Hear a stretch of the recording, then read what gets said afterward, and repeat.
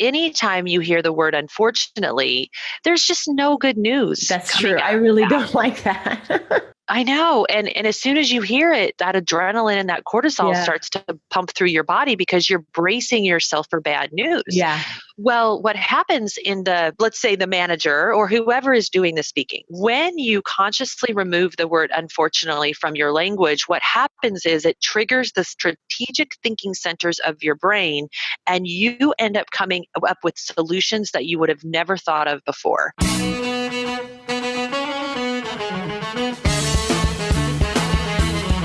Welcome to the TalentGrow Show, where you can get actionable, results-oriented insight and advice on how to take your leadership, communication, and people skills to the next level and become the kind of leader people want to follow. And now, your host and leadership development strategist, Halelly Azulay. Hey there, talent growers. Welcome back to another episode of the TalentGrow Show. I'm Halelly Azulay, your leadership development strategist here at TalentGrow. And this week we have author Mary Shores. She's also a successful CEO. For the past 20 years, she has built a business, and she has a lot of insights to share about how your communication can really change the results that you see. And you know that I really enjoy talking about communication. She describes how there are certain words you shouldn't say and certain words and phrases that you should, and why. We also talk about 3 steps to making your words work better for you. And also something she calls the core 4, which is essentially a way to help you focus on essential priorities. And without further ado, let's listen in to my conversation with Mary Shores on the TalentGrow Show.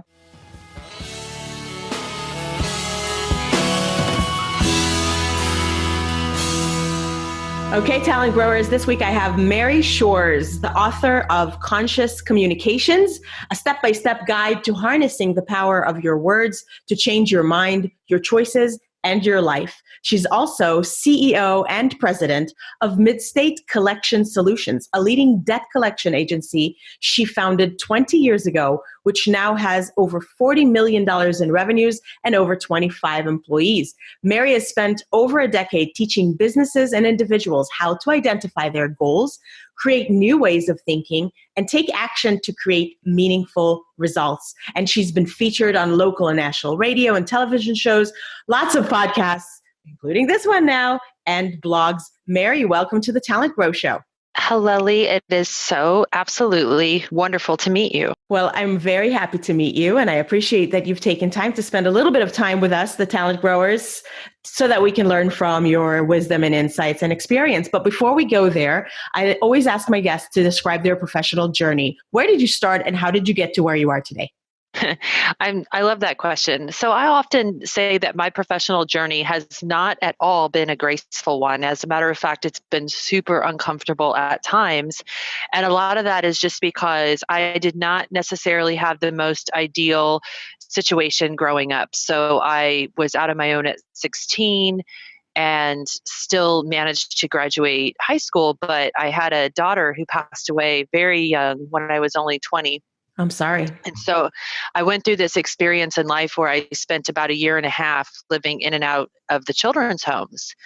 And so what happened after that was, after she passed away, I felt a little behind my peers, if you know what I mean, because at this point my friends were graduating college and they were beginning their careers. And so I felt, I would love to tell you this super empowering story, but that was not me, and my story was a little more difficult, and that's okay because it built a certain amount of character and resilience in me. And then I realized that I wasn't going to meet my goals if I just tried to get jobs. So that was when I made a decision to start my own business. Wow. I mean, really, seriously, that is a very difficult kind of journey. Many of us have difficulties along the way, but in comparison to those decisions and those experiences at that age, I would say that probably most of our experiences seem like butter in comparison. So I'm very sorry that you experienced that, but I do agree that you probably are now teaching others how to be resilient as a result of the resilience that you built through that. Oh, yes. Thank you. Thank you so much for that acknowledgement. And it was definitely a difficult time in life. And I bring it up because I feel like in a lot of ways I could have become a statistic and I didn't. And over my 20 years as a CEO, I've learned so much, and I'm always happy to give that knowledge to other people. And you've been doing that for a while now. So that's also very interesting that people who listen to this show know that I'm always so intrigued by people who have kind of multi-lane careers, I guess you could say, where you're pursuing your business that you've built and leading that and allowing it to continue to be successful. And at the same time, you're pursuing this side hustle, if you will, of writing a book and teaching people and doing workshops and showing up on media interviews to share your insights and knowledge. So those are two very different things. Each of them requires a lot of effort. And so you're successfully managing to do all of that at the same time. Any tricks to how you make that happen? Well, I mean, first of all, I'm like thrilled that you even noticed that about me, because I think that you just very elegantly described something that for other people can be very confusing. And so one of the things that I love to talk about, and I think that's really great for your audience, is managing communication. So we can get into that, because that's something that I've taught for many, many years. And the reason I think it's so great that you brought it up is because your audience might be confused. Like, why is this debt collector woman on the show? Right. We're probably not going to talk about that too much. Well, but it is an important topic, because, here's the thing about debt. When people owe a debt, it will cause a feeling of shame and unworthiness. And people are statistically not going to apply for the same jobs. They may feel held back to apply for a mortgage. And even some people won't date the same people or have the same level of friends, because there's this underlying feeling of shame and unworthiness associated with even having a debt. So right away in my earlier part of my career, I didn't want to be the stereotypical mean and nasty debt collector. So that's how I created actually Words That Work, was because I wanted to create a communication strategy that I could teach that was all about making people feel good about paying their debt, instead of making people feel like this punitive consequences and damages. And the thing is that it worked. And not only did it work for my industry, but it worked for every industry. And that's the workshops that you're talking about that I teach. You said Words That Work, right? That's the name of it?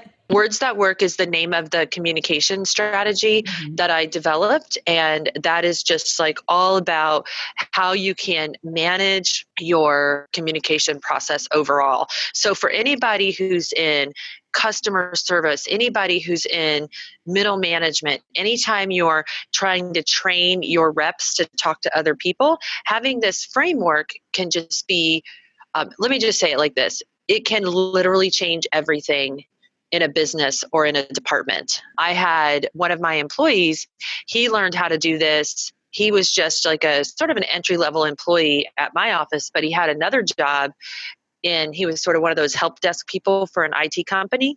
And he used my strategy, and within 2 years, he was like promoted to a top-level executive because he kept getting the highest customer service scores. So, we're dying to hear about the strategy, right? So you're going to teach us some of it. I know you probably do a very long workshop to teach everything, but what can you share with us that we can also... Are you kidding me? Yeah. If you want to know, I am like happy to tell you. So with Words That Work, there's really just 3 rules and 3 steps. Now, when I tell you these rules, they're going to be really simple, and you're going to think that you're doing these all the time. But I can assure you that people think that they're doing this, but when they go to really do it, it can feel a little awkward, which is the first way that you know that you could improve in this area. So the first rule is we have a do not say list. So this is a list of words that we never, ever say in our office. And the words are no, not, can't, won't, however, and unfortunately. And the reason that we never say those words is because those words trigger the fight or flight system.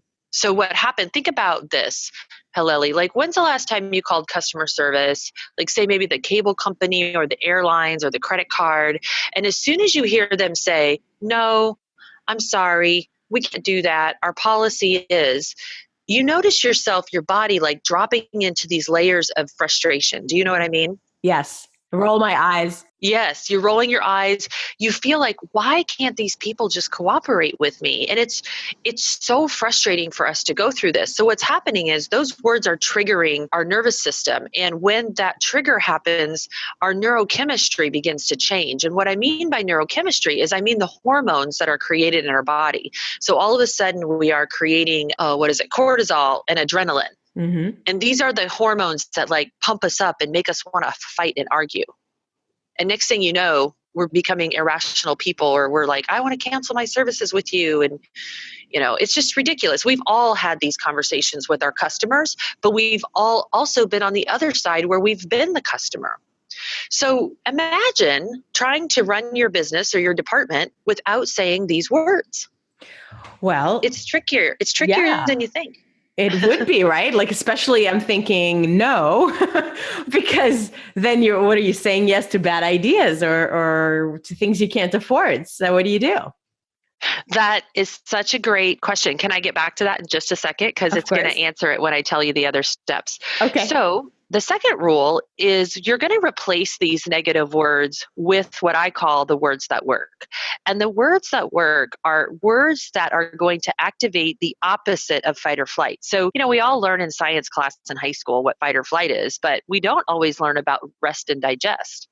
Rest and digest is the opposite. It's the parasympathetic nervous system. It's the feeling of nostalgia. There are reasons why companies like Harley Davidson, Zappos, Apple Computers, they have all these loyal customers who are complete raving fans. But do you ever stop to think about why do they have that? They've been able to create this loyal following because they have built ultimate rapport, massive connection with their customers. And everything I teach, one of the things that I often say is everything you say, everything you do, every word that comes out of your mouth, every action you take, every choice you make in the thinnest sliced moments of life is either creating a deeper connection or it's driving a disconnection. And that's what Words That Work is all about, is creating connection. So when you use these, what I call words that work or phrases that work, you're actually building a deeper connection with the client or customer or even fellow coworker, employees, anybody that you're communicating with. And the way that you're doing that is you're actually stimulating chemicals in the body that make people feel a connection. These are things like vasopressin, oxytocin. We actually know what these chemicals are and we know the feeling that they produce. And some words like that are just things like, I want to assure you that this is going to be okay. If you've ever talked to that one customer service rep on the phone and you just sort of, like you gave this sigh of relief, that is the moment where you knew you could let go of the situation, like because you actually trusted the other person. Mm-hmm. But until you trust that other person, you're still going to be tense. So that's rule number 2. So rule number 2 is to replace the no-no words with words that work. Absolutely. In fact, in the book I'm currently working on, we call this the do not say list and the do say list. Okay. So just to sort of simplify that, it's like, rule number 2 is really easy. You just use the words on the do say list. And then rule number 3, which is actually my favorite of all, is always tell people what you can do instead of what you can't do. I feel like every time I call customer service, I'm already expecting a bad result because every time someone says a negative word to you, every time someone says no, not, or unfortunately, what they're doing is they're reinforcing the consumer to expect a negative outcome. Well, when you use the other phrasing, you're planting positive seeds and you're training their body and their brain to actually expect a positive outcome. And so imagine how many times you've called and people just constantly tell you what they can't do for you. And what if they just flipped that around and they told you what they could do for you instead? There's always something they can do. Even if it's not the thing that the customer asked for, there's always something that can be done. And so once we understand those rules, the next thing is to move on to the 3 steps. And the very first step of that is validation. So in the human brain, and all of my work is based on neurology, psychology, and neurochemistry.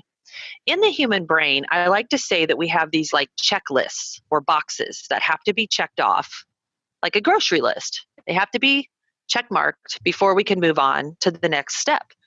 in personal communications. So one of those first steps is we need to feel like we've been heard. And so if you've ever been talking to someone and they tell you this like really, really long story, and then you're kind of like listening in, but it's not really on point. So you're trying to move them along. And then the next thing you know, they start the story over from the beginning. Has that ever happened to you? Yeah. Yes. Well, the reason they do that is because they don't feel validated. And so in my trainings, I've got a series of videos we play to really illustrate how important it is just to let someone know that you've heard them. And you can do that as easily by saying, I can completely see why you're concerned about this. Let me go ahead and look into this so I can see what I can do for you. But immediately someone calls you and they say, oh, I had my own personal situation like this a few weeks ago. I called the garbage company. It was like the silliest thing ever. I noticed that I pulled out of my driveway. I noticed that the garbage truck was around the corner, but I had not put my bucket out. So I called the trash company as I'm like dragging my bucket down my driveway. And I say, look, the guy is right there. Can you please radio him because I don't want him to leave the neighborhood and I don't know if he's already been here. She said, nope, I'm sorry. We can't do that. And the call escalated to the point where I canceled my services with them that day because it was just unbelievable to me because I felt like I was asking for something really reasonable, but she was not treating me, she could be like, oh no, I completely understand. And then she sort of figured out what my options were, but she never offered me anything. Yeah. So validating is not agreeing with someone. I want to make that point that it's not like someone's calling and they're complaining and you're agreeing with that. It's just letting them know with your words that you heard them. Yeah. Almost like empathy. Absolutely. As a matter of fact, one of the videos I play in my workshops is a Brene Brown video, and it's absolutely talking about the power of empathy. Yeah. Oh, I like that video. I know it. I'll link to it in the show notes. It's the one with the one animal is looking into the hole and the other animal is sort of down in the hole. That one. That's it. That's incredible. And she talks about like using words like at least. Yes. Like, oh, your son just like flunked out of college. Oh, at least your daughter's a straight A student. Right. How those things actually cause disconnection. But there's other things that you can do to cause connection. And it doesn't mean that I think one of the things that she says best in that video is rarely does a response make a situation better. What makes a situation better is connection. Yeah.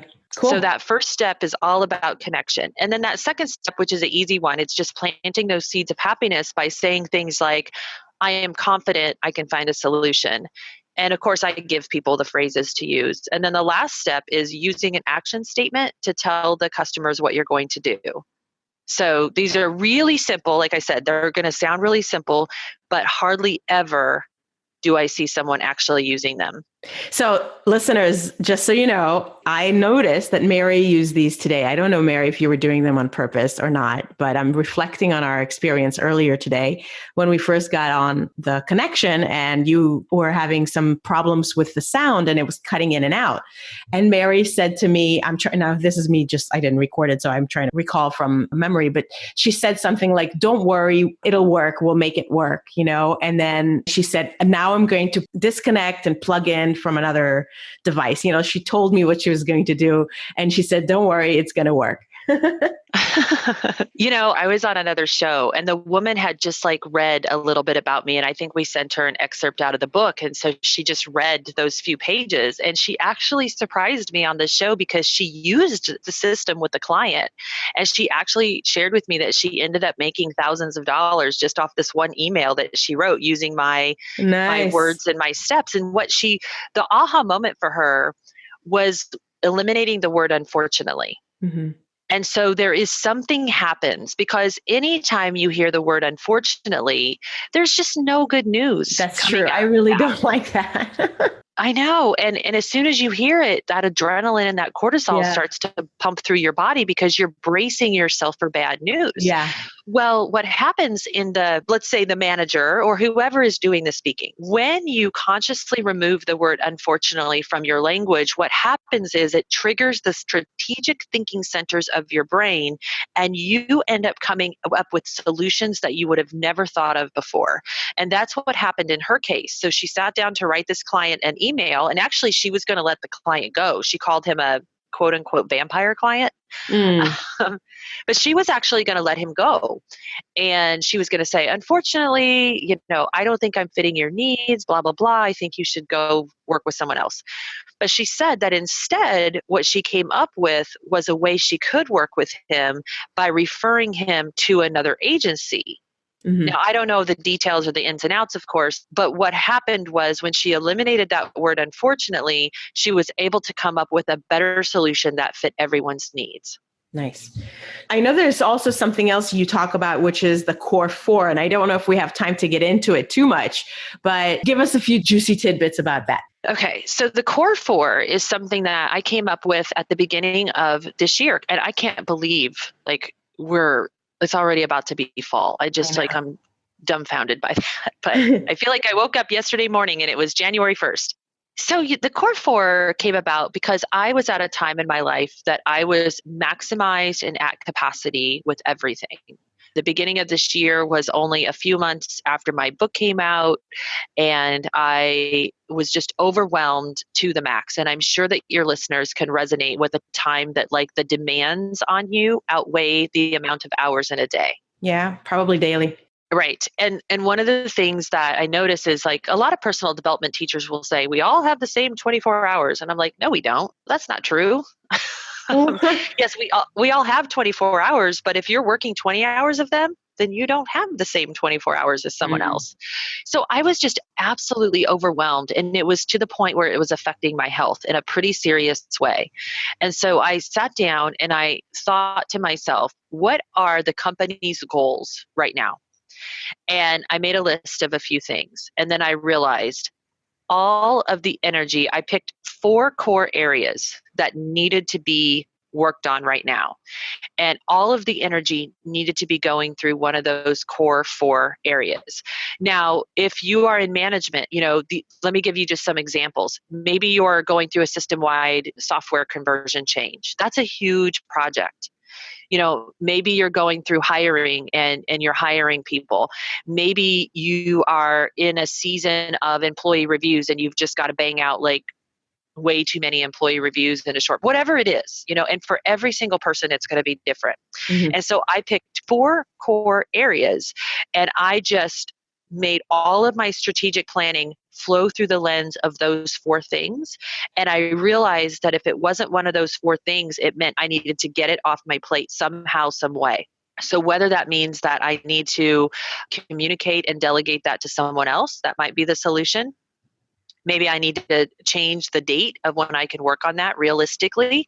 Like instead of it being in the month of, say, August, maybe I need to put that off till January. But you can kind of get the idea of it's the workflow and an energetic shift to make sure that you're working on the highest priority things and being realistic about what you can do. And then you've got to have the willingness to go to communicate to whoever the powers may be. And I want to say about this that people will actually respect you for doing that. You mean like saying, I'm only going to work on this, and if it's related to this other thing, I'm not going to work on that now? I think that from a corporate perspective, I've been on a lot of television shows and stuff where we're talking about that managing that stress in the workplace. And it can be an intimidating thing to need to ask for help. Mm-hmm. But if you do this core 4 process, what you're going to find is you'll have the data to where when you need to go to that person that you have to share this information with, you'll be able to show them why it is this way. And are those 4 priorities that are just within your job, or are they kind of like life encompassing? Give me an example of what yours are. So I'm so glad you said that, because the core 4 has spidered out to a whole life philosophy for us this year. So I have a core 4 for my business. I have a core 4 for my brand. I have a core 4 for my personal life. I'll share those with you. My core 4 for my personal life is healing, Healing is just sort of a word for me that encompasses all things from physical to emotional, recovering from some traumas, those kind of things. Also, my children, because my children are 16 and 17, so they're right at that age where it's like I have a senior and a freshman in college. Wow. So really focusing on my children this year, also focusing on my businesses. So those are some examples. But some of the things that I didn't say was like my social life. So right now, that's just not a priority for me. I'm not trying to be out at the dinner parties, and I'm not trying to network like in the way that I used to, because that's not a priority in my life right now. So also, every department in my business has their own core four. So I went to like the legal department, the HR, the data entry department, the client services department, and they all have their own core four. So this one little simple concept has rippled out, and it's created a lot of change. And actually, it also created a ton of empowerment because people really got into the idea of it. Like they made posters. We have these giant posters around the office where people actually put up on their wall what their core four is. Okay, great. And it sounded like you were saying you do this at the beginning of the year and you might put something off until later in the year. So I guess for how long would something that's on the core four be on there? Is it just sort of until you finish it? Do you update this regularly or in a scheduled way? It would be until that is complete. So Okay. Some things may be more ongoing. There's a lot more to this for core four, because once we you need more have time. the core four, and it's fine. But just to tell you, the next step in the process would be after you create your core four, you're gonna have like each one of them. You're going to create what I call a one-page action plan. For each one of those. And so it's not like a New Year's resolution where you're going to sit down on January 1st and you're going to make these decisions. But you're really going to, and it's different from a goal because it is very goal driven, where you're going to ask yourself, what are the company goals? What are my personal goals for like the next 2 years? And then you're going to choose the core four in a way that these are the things that will support that outcome. Gotcha. So for example, at my company, one of them is sales. And the reason why it's sales is because for the previous 2 years, we had some heavy investment years. Like we invested in a new website, we invested in a new brand. And so now it was time to invest in sales so we could pay for all that stuff we invested in. Right. And so that became part of the core four, was sales, and also learning how to use all of that branding. That, because believe it or not, I mean, you have to remember to use that branding once you invest in it. Yeah, for sure. Or else it's just money down the drain because you're now a more beautiful, best kept secret. Right. That's a great way to put it. Thank you. All right. Well, bummer. I want to talk to you longer, but we're almost out of time. So Mary, before you share with us that one specific action, what's new and exciting on your horizon? What project or discovery has your attention these days? Well, I am loving doing public speaking. So I'm all the time being contacted by private companies and like regional organizations, state organizations, and national organizations. So I'm getting ready to go to Florida, Nashville, Toronto, and Dallas to speak all about the word communication strategy. And my first book, Conscious Communications, has been super, super successful. So I'm working on a second book that's called The Communication Code. So don't know where that's going to go yet, but yeah, I feel like it's going to be an exciting time. And I just love the journey. Yes, and you're busy on that journey. So good for you. You're creating lots of helpful energy and information into the world. What's one specific action that you can recommend that listeners take today, this afternoon, this week to upgrade their own leadership skills or communication skills or career skills, whichever lens you want to use? I want you to challenge yourself every day to celebrate a small win. And that's actually part of the gift that I'm giving today. But the reason I want you to do this is because, especially women, we don't take time to celebrate our wins in life. And from a neurology perspective, what happens when you celebrate your small wins is that it actually helps develop the strategic thinking centers of your brain even more. So if you take time to say, I did a great job today. I got this project finished, or, I sent out that email that I've been hesitating to send, or I had this conversation, or, I don't know, maybe even just got your bank statement balanced. I mean, Who has time for that? But like taking that time every day to celebrate those small wins can actually help you get more on point with your strategic thinking. Cool. Okay. Celebrate small wins. That's very actionable. Well, Mary, it's been a pleasure speaking with you. And I'm really glad that you took some time to share insights with the talent growers. Where can they learn more about you and stay in touch and learn more from you? Well, my big ask is like, if you resonated with what we talked about today, please go on Amazon or wherever is your favorite place to buy books and look up the book Conscious Communications, your step-by-step guide to harnessing the power of your words to change your mind, your choices, and your life. And I always say, if you read the description and a handful of reviews, you'll know right away if this is the book for you or not. You can connect with me personally through my website, which is maryshores.com, SHORES. I absolutely am in love with LinkedIn these days. So if you have a LinkedIn account, just Mary Shores, find me, send me a request. I'll be happy to accept it. And I also have a Facebook group, which is called Fearless Ambition. And you can certainly join that as well if you want some like daily Mary Shores interaction. Wow, great. Yeah. And I'll link to all of that, including the book in the show notes. And you mentioned a gift earlier. What do you mean? So right now, I'm very excited that we're sharing with you. I kind of call this like my superpower manifestation tool. It's called the Daily Desires Diary Bundle. And what it is it's a daily journal exercise where you're going to download this journal page, and it's got 3 prompts. One is about gratitude, one is about sharing your daily win, and the other one is stating things that you desire. And if we had time, I would go into all the neurological research I've done as to why this works to help you manifest things and cause like a massive amount of synchronicities in your life. And along with that, you also get a download of the first chapter of Conscious Communication. So it's a great way to check out the book too. Oh, cool. All right. So you'll give me a link and I'll put that on the show notes page then. For that. Absolutely. Oh, great. Good. We love gifts. Thank you so much, Mary. I appreciate the gift and I appreciate your time and insights. And thanks for sharing those with us today. My pleasure.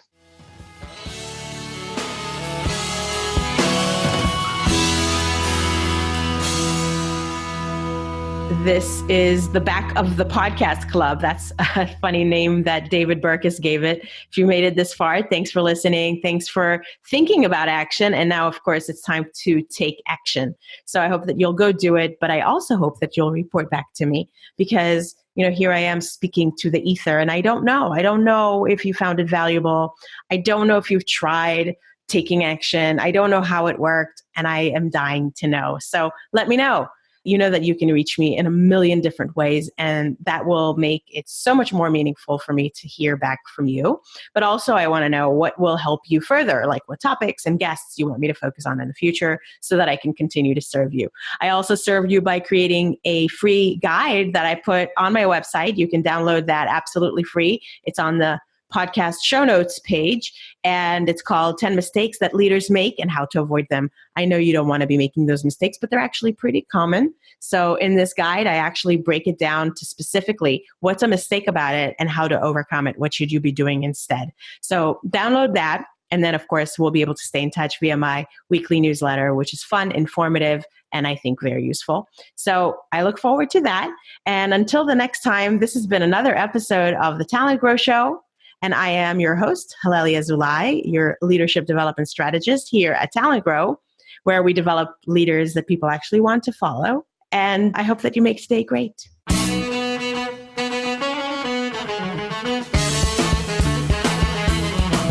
Thanks for listening to the Talent Grow Show, where we help you develop your talent to become the kind of leader that people want to follow. For more information, visit talentgrow.com.